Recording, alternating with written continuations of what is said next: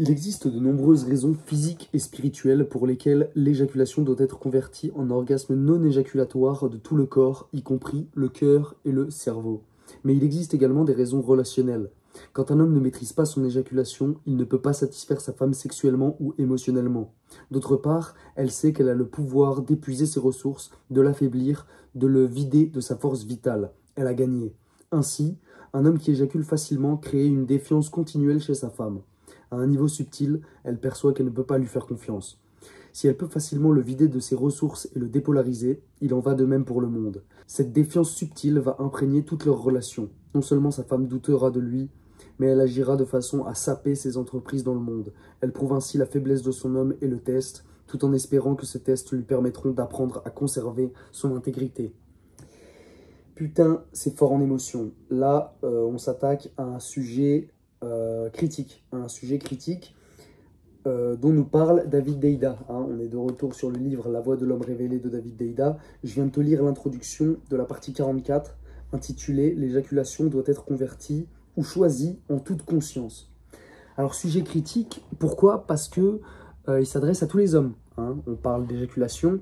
Alors évidemment, là, David Deida, il s'adresse un peu plus aux hommes en couple, mais si toi, t'es pas en couple, tout comme moi, bah, c'est intéressant quand même, parce que, encore une fois, il parle d'éjaculation et on est tous concernés par ce sujet. Je vais maintenant vous lire différentes parties du développement de David Deida sur ce sujet, et vous allez voir que c'est très intéressant. On commence directement. Observez comment vous vous sentez dans les minutes et les jours qui suivent une éjaculation. Si vous avez accumulé une tension importante durant la journée, éjaculer vous apportera un soulagement et une détente temporaire. Mais plus votre vie sera régie par un objectif authentique, moins vous accumulerez de tension au cours de la journée. Vous découvrirez alors que l'éjaculation a essentiellement pour effet d'épuiser vos ressources et de vous affaiblir. Et oui, mon pote, quand tu éjacules, tu as beaucoup de plaisir. Tu as beaucoup de plaisir, tu libères de la prolactine. La prolactine, c'est l'hormone qui fait que tu te sens bien, justement. C'est une des hormones du plaisir. Mais c'est aussi l'hormone du contentement. Contentement, ça veut dire que tu vas te contenter de ce que tu as. Donc ça veut dire que tu perds ta volonté à vouloir faire des trucs. En fait, tu envoies à ton corps l'information de « j'ai accompli ma mission. J'ai accompli ma mission, je me suis reproduit. J'ai lâché, j'ai donné à une femme ou à un putain de mouchoir une partie de moi-même dans le but de procréer, dans le but de créer la vie. » Donc ton corps, bah lui, il te dit, c'est bon, t'as accompli ta mission, tu peux te détendre, t'es bien. Sauf que non. Si avec ta femme, t'as éjaculé et que c'était pas dans le but de faire un enfant, bah en fait, c'est une intox que t'envoies à ton corps. Pareil, et encore pire, si t'éjacules dans un mouchoir ou je ne sais où. Dans ton meusper, il y a de la testostérone. Donc en fait, tu perds en testostérone. En plus de ça, la prolactine que tu libères après l'éjaculation, elle va diminuer ta production de testostérone sur 24 à 48 heures. Donc imagine si tu as une copine ou si tu te branles tous les jours ou tous les 2 jours, en fait, tu n'as jamais de testo. Tu es à ton niveau le plus bas de testo que tu puisses avoir. Donc, pas de prise de risque, donc tu restes dans ta zone de confort, et en fait, tu te transformes en légume. Tu es un légume, mon pote. Je reprends la lecture. Vous ne serez prêt à neutraliser l'éjaculation que lorsque vous aurez connu les plaisirs bien plus ineffables de l'orgasme non éjaculatoire. Et oui, mon pote, parce que avoir un orgasme, ça ne veut pas forcément dire éjaculer. Éjaculer, ça ne veut pas forcément dire avoir un orgasme. Moi, ça m'est arrivé une fois de me vider. Et bon, pour l'anecdote, c'était au lycée avec une meuf, une meuf juste qui m'excitait comme ça, dans les chiottes du lycée, dis-toi, genre, j'étais un peu un timbré du cul. On s'est donné rendez-vous dans les putains de chiottes du lycée, je me suis fait pépon, et en fait, au bout de 2 minutes, mais vraiment 2 minutes chrono, top chrono, tu vois, c'est sorti, et j'ai eu aucun plaisir. J'ai eu aucun plaisir. Bon, c'est pas la seule fois que ça m'est arrivé, là, c'est l'anecdote qui me vient, tu vois, donc je te la raconte. Mais il y a des fois où j'ai pu finir, et en fait, il n'y a eu aucun plaisir. Aucun plaisir, rien du tout. Juste, je me sens comme une merde après, en fait. Je suis là, déjà, ça a duré 2 minutes, donc je me sens comme une merde. Et en plus, en fait, j'étais mort. C'est la petite mort. L'éjaculation, c'est la petite mort. Bref, tout ça pour dire, c'est connu, le tantrisme, le sexe tantrique, t'apprend notamment à avoir des rapports sexuels sans avoir besoin d'éjaculer et pouvoir atteindre l'orgasme. Parce qu'il y a l'orgasme éjaculatoire, mais en fait, l'orgasme et l'éjaculation, comme je disais, on peut les séparer. Et tu peux avoir un orgasme sans éjaculer. Comment? Eh ben, c'est déjà en conservant ton essence vitale, en conservant ton sperme dans tes couilles. Et le but va être de transmuter en fait cette énergie sexuelle qui reste dans tes couilles du coup. Parce que tes couilles sont gorgées de sperme, tu vois, de spermatozoïdes plutôt.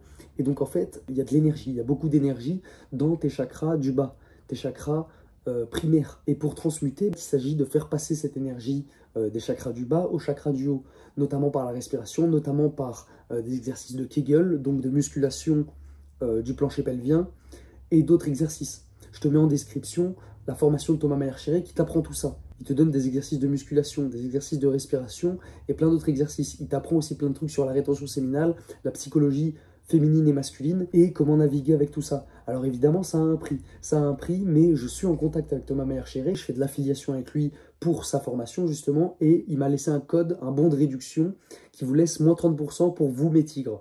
Pour toi, dans ma communauté, en fait, il n'y a que toi qui as accès à ce code-là. Donc je te le mets aussi en description, va checker ça si ça t'intéresse. Bref, je cite de nouveau. Le surcroît d'énergie requis pour mener votre vie avec une impeccabilité absolue vous fera tout simplement défaut. Un excès d'éjaculation permet une vie agréable, mais pas transcendante. La transcendance, c'est la transmutation.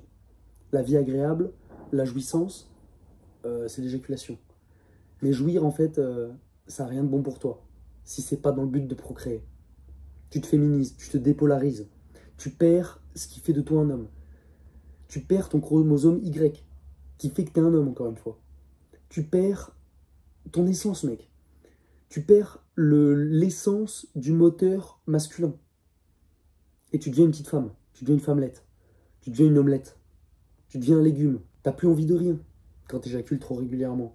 Tu es dans ton canapé et en fait tu te sens bien, tu es sous prolactine et tu es là, tu zappes et tu es là, tu es bien, tu vois. Et tu vas gober tout ce qu'on va te donner. Tu vois, tu vas gober les séries télévisées, tu vas gober les McDonald's, tu vas gober tout ce qui vient du diable. Également par rapport à ce que j'ai lu un peu plus avant, il y a une tension en toi qui s'accumule chaque jour que tu passes sans être aligné avec la personne que tu es censé être. Parce qu'on est tous ici-bas sur Terre pour accomplir quelque chose. On a tous une destinée. On a tous quelque chose à faire dans ce bas monde. Quand tu as une vie où c'est juste métro boulot dodo, t'es pas aligné. T'es pas aligné parce que tu n'es pas en train d'agir en allant vers ton destin, en accomplissant ce pourquoi tu es destiné. Et alors, il s'agit également de le trouver. Alors, il y a d'autres parties du livre qui en parlent un peu plus. Je ferai d'autres vidéos à ce sujet. J'ai déjà fait d'ailleurs une vidéo, comment trouver sa mission de vie. Moi, par exemple, ma mission de vie, on va dire qu'il y a plein de trucs qui la constituent. Mais cette chaîne YouTube en fait partie. Je sais que j'ai des trucs à apporter au monde. Je sais que je peux t'aider, toi qui me regardes. Je sais qu'il y a beaucoup de mecs, ça leur plaît pas de lire, tu vois. Ça leur plaît pas de lire. Donc, par exemple, là, je te fais des vidéos où j'analyse des putains de bouquins, tu vois. Des putains de bouquins. Et je te donne la valeur qu'il y a dans ces livres. En te lisant quelques extraits, en analysant un petit peu ce qui se dit. Et j'ai d'autres bouquins, tu vois. En ce moment, je suis en train de lire L'art de la séduction de Robert Greene. Avant ça, j'avais lu Les 48 lois du pouvoir, également de Robert Greene. Putain de bouquin, énorme. Ça, je te ferai des vidéos là-dessus obligé aussi, parce que très intéressant, tu vois. Et j'ai lu également, là, ces derniers temps, le manuel du guerrier de la lumière, de Paolo Coelho. Très intéressant. Là-dessus aussi, je te ferai des vidéos. Dis-moi en commentaire, d'ailleurs, si ça t'intéresse. Et si tu as lu ces bouquins, et qu'est-ce que t'en penses? Bref, revenons à nos moutons. Quand tu auras trouvé ce pourquoi tu es ici-bas sur Terre, cette tension s'accumulera beaucoup moins en toi. Elle s'accumulera beaucoup moins en toi, évidemment, que si tu agis en alignement avec justement ce pourquoi tu es destiné. C'est-à-dire, moi là, je suis en train d'enregistrer une vidéo. Juste avant, j'ai écrit un putain de script, enfin une trame, quoi, on va dire, pour savoir quels extraits je vais te lire dans le bouquin, tout ça, et comment je vais développer. Donc en fait, j'agis là en alignement, tu vois, avec ma mission de vie quelque part. Tu vois, je fais quelque chose de plus grand que moi. Alors, il faut savoir également que si tu es en rétention séminale, que tu as trouvé ta mission de vie, mais que tu n'agis pas en alignement avec cette mission, cette tension va continuer de s'accumuler en toi chaque jour. Alors, il existe d'autres moyens de faire évacuer cette tension. Le sport, notamment. Hein. Moi, tous les 2 jours, je vais au City du club. Il n'y a pas de barre de traction ici. Donc, je vais au City du club, je prends les poteaux, les buts du City, et je m'enchaîne des grosses tractions, tu vois. J'ai un pote qui a des haltères, j'ai ma ceinture de lestage, je leste, et j'envoie des grosses tractions. Généralement, je fais 100 tractions, 200 pompes, disons, je fais 10 tractions, en fait, Et après, j'enchaîne 20 pompes. Et je fais ça 10 fois, en me laissant 2, 3, 4 minutes de repos entre chaque. Bref, ça permet également de transmuter l'énergie sexuelle et de diminuer cette tension. Qu'est-ce qu'il y a d'autre qui peut diminuer cette tension? Le silence. Le silence, la nature également. Aller faire un tour dans la nature en étant dans le calme, en étant dans le silence, tu vois. Parce que souvent, en fait, quand tu commences à t'élever, on va dire, spirituellement, il y a des conversations, il y a des gens où en fait tu ne seras pas intéressé. Et ça va te prendre de l'énergie. Quand tu écoutes quelqu'un, quand tu mets ton attention sur quelqu'un et que cette personne-là est en train de te parler, de te raconter sa vie et de te dire des trucs qui peuvent être intéressants, mais qui finalement tu as d'autres choses à faire, bah, en fait ça te prend de l'énergie. Et ça fait augmenter cette tension en fait qui est en toi. Donc le silence et la solitude et le travail sur ces objectifs permet de faire diminuer cette tension. Alors après, il s'agit de trouver un équilibre. Trouver un équilibre et quand tu parles avec quelqu'un, essayer de prendre à chaque fois le lead de la conversation et emmener la conversation où tu as envie qu'elle aille. Selon moi, une conversation, en fait, il faut que soit on solutionne un problème, soit on parle de quelque chose qui me passionne, mais il faut qu'il y ait une finalité. En fait, si on discute, il faut qu'il y ait une fin. Il faut qu'à la fin, on se dise, faut qu'en fait la conversation, la finalité de la conversation, ce soit passer à l'action. C'est-à-dire on parle, et à la fin en fait on se dit bon bah ok t'es un mec sympa, prochaine fois qu'on se voit on va faire quelque chose, tu vois. En fait personnellement j'aime quand la discussion a un but et que on va quelque part. J'aime pas parler pour brasser du vent, tu vois, parler du beau temps, parler de ceci, cela, je m'en bats les couilles en fait. Les mots ont un pouvoir. Et envoyer des mots dans le vent sans profondeur, sans qu'il y ait quelque chose derrière, pour moi ça sert à rien. Je préfère rester silencieux, je préfère observer le monde, contempler, plutôt que parler et dire de la merde. En tout cas, quand tu éjacules trop souvent, eh ben, tu perds ton courage, tu perds ta capacité à prendre des risques.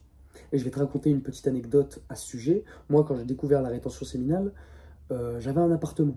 J'avais un appartement en Charente-Maritime, dans une petite ville sympa, tu vois, avec une putain de terrasse, un terrain, machin, fallait que je tourne de la pelouse carrément. Enfin, premier appartement, j'étais vraiment trop bien. J'étais trop bien, baie vitrée, machin, salon de jardin, trop bien.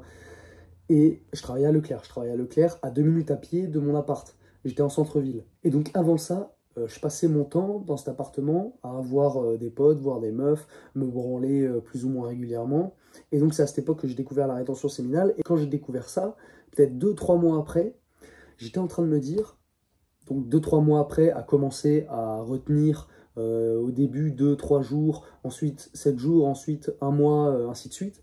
Et il y a eu un moment où je me suis dit, et je pense que c'est dû au fait que je gardais mon essence en moi, j'ai voulu prendre le risque de sortir de ma zone de confort. J'ai voulu quitter cet appartement et quitter par la même occasion tous les biens matériels que j'avais acquis. Hein, j'avais un putain de canapé de mafieux tout en cuir, tu sais, en angle, mais un gros canapé qui prenait l'espace de la moitié du salon, j'étais trop bien dedans. Une putain de télé de ouf, un meuble télé incroyable en verre et tout. Ça demande de prendre un certain risque et de sortir de ta zone de confort, de faire ça. Et je pense que la rétention séminale m'a aidé en grande partie là-dessus. Ou en tout cas, c'est la rétention séminale qui m'a influencé à faire ce choix. Et quelques mois plus tard, j'ai quitté cet appartement. Je suis allé rejoindre un ami en colocation dans une plus grande ville. Un ami que j'ai ensuite quitté également pour commencer les saisons. Mais bref, la rétention séminale m'a aidé à sortir de ma zone de confort. C'est le fait de garder mon essence, de garder mon putain de sperme dans mes couilles, qui a créé ce changement en moi. Et je sais pertinemment que si j'avais pas découvert la rétention séminale, si j'avais pas commencé à ne plus me toucher, ben ça se trouve, aujourd'hui, je serais encore là-bas. Et je serais encore à Leclerc, mon pote. Certes, je serais peut-être bien, mais j'aurais pas découvert tout ce que j'ai découvert grâce à ça. J'aurais pas vécu tout ce que j'ai vécu grâce à ça, grâce à cette décision. Donc, merci 1000 fois, merci à moi, et merci au putain d'univers d'avoir fait passer cette idée dans mon putain de cerveau. Bref, continuons la lecture. D'une manière subtile, un excès d'éjaculation amoindrira votre courage, vous conduisant ainsi à prendre moins de risques, professionnellement et spirituellement. Vous vous contenterez d'en faire assez pour vous débrouiller, pour mener une vie confortable, mais vous préférerez regarder la télévision plutôt qu'écrire un roman, méditer ou passer cet important appel téléphonique. Vous serez suffisamment motivé pour mener une vie décente, mais les éjaculations vous auront vidé du surcroît d'énergie requis pour percer votre carapace de léthargie et franchir les obstacles que le monde dresse devant vous. Vous ne pourrez prodiguer qu'une infime part de votre don véritable. Et ouais mon pote, la source de ton don véritable, c'est ce qu'il y a dans tes couilles. C'est ce qu'il y a dans tes putains de burnas. C'est pas pour rien que je dis que ce qu'il y a dans tes couilles, c'est ton essence. L'essence de toi-même, c'est ton toi profond. Et tu ne seras jamais connecté au divin qui est en toi si tous les jours tu éjacules. Et je commence à parler de divin parce que, en fait, on peut faire carrément un parallèle religieux. Disons que dans le monde dans lequel on vit, il y a des choses qui appartiennent au diable et il y a des choses qui appartiennent à Dieu. Et la masturbation, mon pote, à ton avis, elle appartient à qui? C'est au diable. Le diable entre en toi quand tu te branles, il te déconnecte de ton moment, du moment présent, il te prend ta conscience, donc tu es complètement inconscient quand tu vas te branler, tu agis sous l'influence des pulsions qui sont en toi, donc tu n'es pas du tout en maîtrise de toi-même, et en fait tu te branles, tu éjacules, et tu perds le divin qui est en toi. Quand tu retiens, tu es connecté à Dieu. Tu es connecté à Dieu. Toi-même, tu es un Dieu en fait. Tu es le Dieu de ton propre univers, de ton propre monde. Et ce n'est qu'alors que tu peux prodiguer ce que David Deida appelle ton don masculin. En plus de ça, comme je le disais plus tôt, quand tu perds ton essence, quand tu perds le divin qui est en toi, le divin masculin, au profit du plaisir, eh ben, tu te féminises, tu te dépolarises. Tu perds ton énergie masculine, du coup, tu es plus féminin. T'es plus féminin. Or, il faut que tu gardes ton énergie masculine pour que l'union entre toi et ta femme soit parfaite. Tu connais le yin-yang, la boule, la noire et blanche. C'est une représentation de l'union de deux corps, d'un corps masculin et d'un corps féminin. Et la partie, je ne sais plus si c'est la partie noire ou la partie blanche qui représente l'homme et la femme, mais bref, dans l'homme, il est censé y avoir 80% de masculin pour 20% de féminin. Dans la femme, inversement, il est censé y avoir 80% de féminin pour 20% de masculin. Et ce n'est qu'alors qu'il y a cet équilibre que l'union peut former le cercle parfait, tu vois, le yin-yang, et que l'union est parfaite. Après, évidemment, le 80-20, il peut changer, Ça peut être 90-10, 90 masculin, 10 féminin, et donc la femme 90 féminin et 10 masculin. Mais en tout cas, il faut qu'il y ait un équilibre. C'est pour ça que t'es pas non plus compatible avec tout le monde. Moi, en tant qu'homme, je suis pas compatible avec tout le monde. Je t'ai fait une vidéo il n'y a pas trop longtemps où je t'expliquais que j'étais tombé sur une femme masculine et que j'avais arrêté notre partie de jambes en l'air avant d'éjaculer, évidemment, et que je lui avais expliqué que ça allait pas le faire entre nous. Parce qu'avant, je pensais que c'était une femme féminine, sympa, et en fait, on a commencé, et j'ai vu que ça matchait pas. Ça matchait pas. Pourquoi? Parce qu'elle avait trop de masculin en elle. Donc j'ai arrêté le truc. Et c'est comme ça. Il y a une partie du livre de David Deida qui est intitulé « Choisissez une femme qui est votre opposé complémentaire ». Ben, c'est de ça dont il s'agit.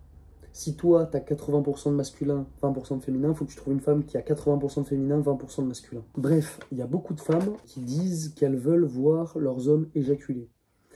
Pourquoi? Parce qu'en elles, il y a une insécurité. Et en fait, quand l'homme éjacule, ça prouve à la femme qu'elle est désirée. Ça lui prouve qu'elle est désirable.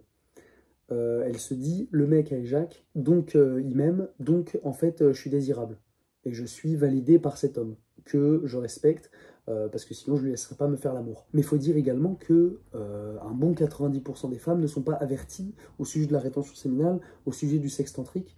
Donc il s'agit aussi à toi en tant qu'homme de lui expliquer tout ça, lui expliquer que ça existe, lui expliquer que, bah non, moi j'éjaculerai pas. J'éjaculerai pas parce que je conserve mon essence. Et parce que ça sert à rien que j'éjacule si c'est pas pour te faire des gosses, madame. Je sais même pas si c'est 1% des hommes qui n'éjaculent pas, tu vois, et qui vont l'expliquer à leur partenaire.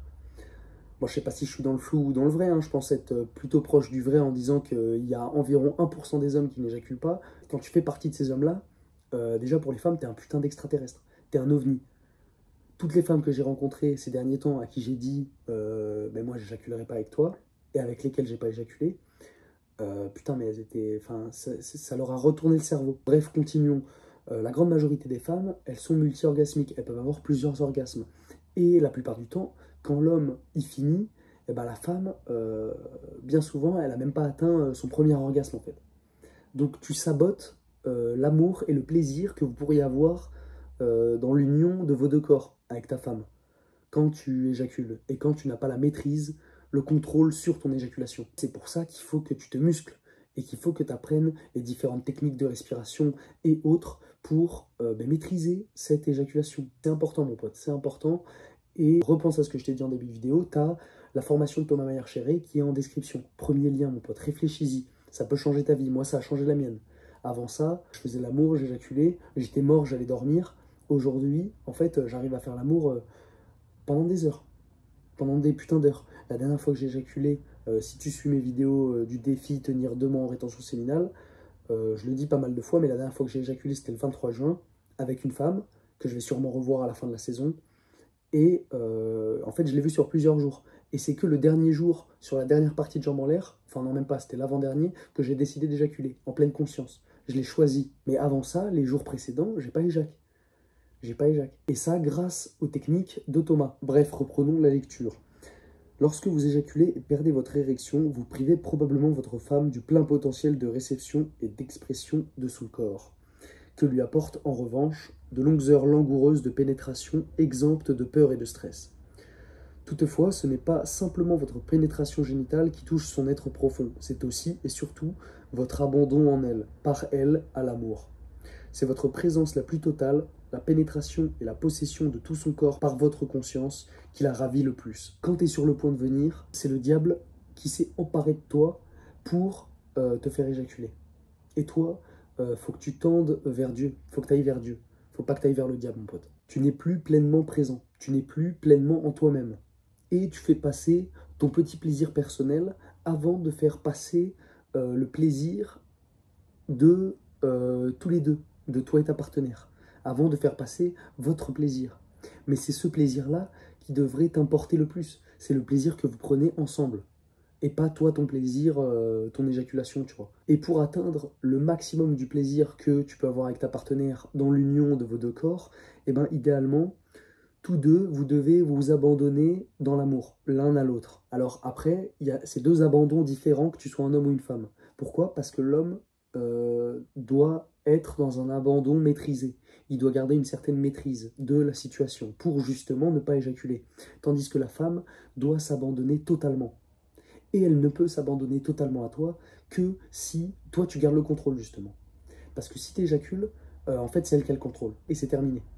C'est terminé, donc en fait il n'y a même plus besoin de s'abandonner une fois que tu as éjaculé. À part si vous repartez ensuite, mais la plupart du temps c'est terminé. Ça se termine là-dessus et après au dodo, après tu perds ton désir, t'as plus envie de rien en fait après.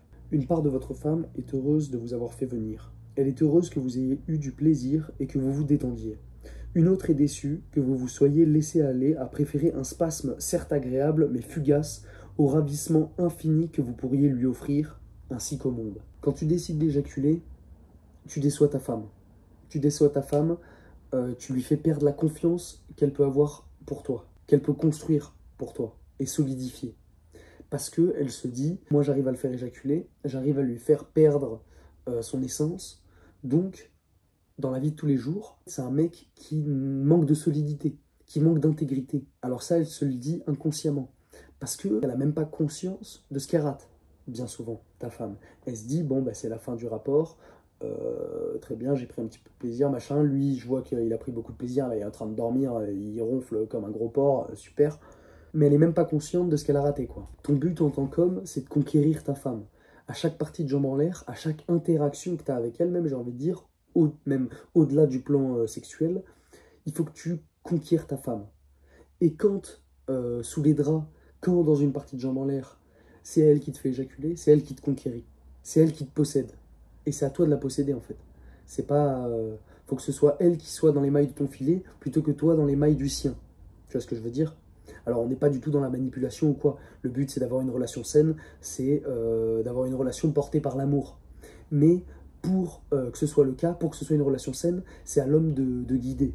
C'est à l'homme de prendre le lead, c'est à l'homme de tenir, de faire avancer le bateau dans la direction que l'homme a envie de prendre. Non pas sans écouter ce que sa femme veut, évidemment, mais c'est toi qui es maître des décisions de la relation et de la direction qu'elle prend. Lorsqu'elle sentira que votre amour est absolument digne de confiance, que vous êtes véritablement avec elle, que vous vous dédiez à l'amour et que vous n'allez pas vous égarer dans le spasme en vase clos de votre propre plaisir, votre femme commencera à vous faire confiance depuis son espace profond le plus vulnérable, mais pas avant. Et oui, la confiance de ta femme, il faut que tu la gagnes. Et pour ça, il faut qu'elle puisse s'ouvrir et s'abandonner à toi, comme je le disais juste avant. Et bien souvent, en fait, il existe une peur chez certaines femmes, la peur justement de s'ouvrir Pourquoi? Parce que peut-être elle a vécu un traumatisme, elle a vécu des mauvaises expériences ou autres, et que donc elle a du mal à s'ouvrir. Et bien en fait, c'est ta mission en tant qu'homme de faire s'ouvrir ta femme à toi. Et ce, autant sur le plan sexuel que sur les autres plans de la relation. Et pour ça, il faut qu'elle sente que tu es infaillible. Et quand tu éjacules, ben encore une fois, tu es faillible. Quand tu n'éjacules pas, quand bien même elle voudrait te voir éjaculer, et que toi tu restes intègre, et que si tu lui as dit non, c'est non, et ben elle sait qu'elle peut te faire confiance. Et elle sait qu'elle peut s'ouvrir. Pour solutionner le problème de la non-ouverture potentielle de ta femme, il s'agit de garder le contrôle, comme je le disais juste avant. C'est soit c'est toi qui as le contrôle, auquel cas tu n'éjacules pas, et en fait la partie de jambe en l'air elle dure très longtemps, et tu as le contrôle, tu maîtrises la situation, soit tu éjacules, donc, en fait, tu te déconnectes du moment présent pour être toi-même contrôlé par tes propres pulsions, éjaculer, perdre ton essence. Et à ce moment, c'est ta femme qui a le contrôle, en fait. C'est ta femme qui est présente dans le moment. Et toi, t'es parti. Toi, t'es parti et t'as préféré lâcher pour ton plaisir que garder, rester solide pour le plaisir mutuel. Il s'agit de magnifier l'amour. Il faut bien comprendre que l'union d'un homme et d'une femme, c'est pas n'importe quoi. C'est pas juste un truc long qui rentre dans un trou. C'est pas ça. Ça va un petit peu au-delà de ça. C'est deux énergies qui se rencontrent. Et cette rencontre peut être transcendante. Il s'agit juste que des deux côtés, il y ait déjà de l'amour. Il faut que ce soit l'amour qui porte l'acte sexuel. Et il faut que les deux s'abandonnent l'un à l'autre. Tout comme elle vous teste sur le plan émotionnel, votre femme vous testera sur le plan sexuel. Même lorsque vous vous efforcerez de ne pas éjaculer, elle peut énergétiquement s'employer à vous arracher votre éjaculation. Comme toujours, son plaisir le plus profond consiste à sentir votre intégrité, votre force, votre amour, même et surtout lorsqu'elle vous teste. Si vous n'éjaculez pas, mais montrez que l'amour dans toute son ampleur revêt pour vous plus d'importance que le plaisir fugace du soulagement génital, elle saura qu'elle peut véritablement vous faire confiance. Elle n'en continuera pas moins à tester votre capacité d'amour, même lorsque vous lui aurez prouvé que vous êtes capable de neutraliser l'éjaculation au nom d'une félicité bien plus profonde. Et oui, mon pote, il y a beaucoup d'hommes qui pourraient se dire « Mais moi, si j'éjacule pas, en fait, à quel moment je le prends, mon plaisir ?» Gros, est-ce que tu as besoin d'éjaculer pour prendre ton pied avec une femme? Ben, j'espère pour toi que non. Parce que ça veut dire que tu es contrôlé en fait par tes pulsions. Mais c'est le cas de beaucoup d'hommes. Donc en fait, mes excuses pour ça. Chacun, on a un travail à faire sur nous-mêmes pour dompter ses pulsions et ne plus être sous leur emprise. Mais évidemment, tu prends beaucoup de plaisir, même sans aller jusqu'à l'éjaculation. En fait, le plaisir masculin, il peut se représenter comme ça. Au début, tu es excité, ça monte doucement. On va dire que tu commences à pénétrer ta femme, ça monte encore. Et en fait, tu vas atteindre comme un plateau.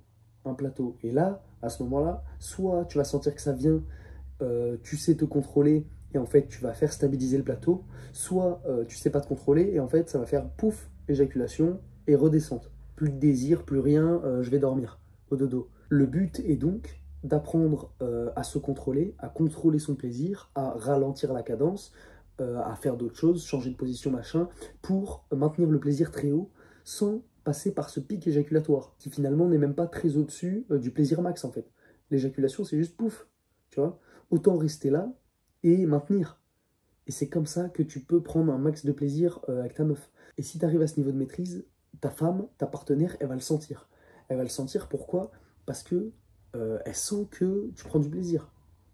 C'est pas parce que tu n'éjacules pas que tu prends plus de plaisir. La femme dont je te parlais tout à l'heure, là, la dernière avec laquelle j'ai éjaculé, sur les parties de jambes en l'air avant l'éjaculation, et même sur la partie de jambes en l'air où j'ai fini par une éjaculation, elle sent que je prends du plaisir. Elle le sent. Pourquoi? Parce que je suis là en train de grogner un peu, que j'envoie des coups de rein. Elle sent que je suis présent. Et c'est très important. C'est un point qui a été également soulevé là sur les différentes parties que j'ai pu te lire.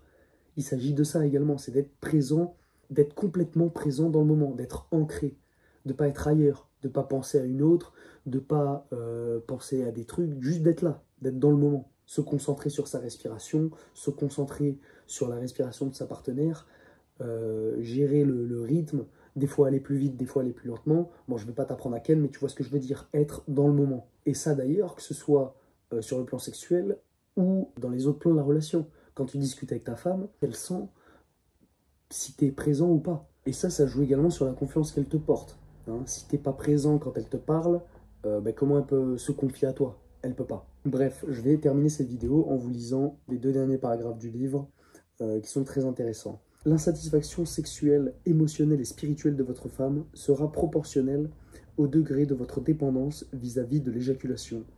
De même, le monde sera, à de nombreux titres, tout aussi peu satisfait par vos dons. Ces évacuations récurrentes vous barreront la route de la dissolution totale et consciente dans votre source la plus profonde, vous empêchant ainsi d'exprimer pleinement ce que vous avez à offrir. En revanche, en renforçant votre capacité à vivre la communion sexuelle la plus profonde, vous renforcez aussi votre capacité à vous dissoudre dans la source de la vie et à en revenir inondé de dons, gonflé de détermination, empli du désir de prodiguer vos dons les plus profonds face à la résistance que vous oppose le monde. Un homme supérieur se dissout dans le mystère et en ressort empli d'amour à donner, encore et encore, sans que celui-ci s'épuise dans sa relation sexuelle avec sa femme, comme dans sa relation créative avec le monde. Voilà mon pote, sur ces belles paroles, j'espère que cette vidéo t'a plu. Je t'invite à la liker directement, à me laisser un commentaire pour me dire ce que tu penses de tout ça. Achète-toi ce putain de livre, mon pote. Je crois que c'est 15 ou 20 balles sur Amazon. Tu vas kiffer, tu seras pas déçu. Là-dessus, encore merci pour ton écoute. Ton destin est entre tes mains et je vous dis à bientôt mes tigres.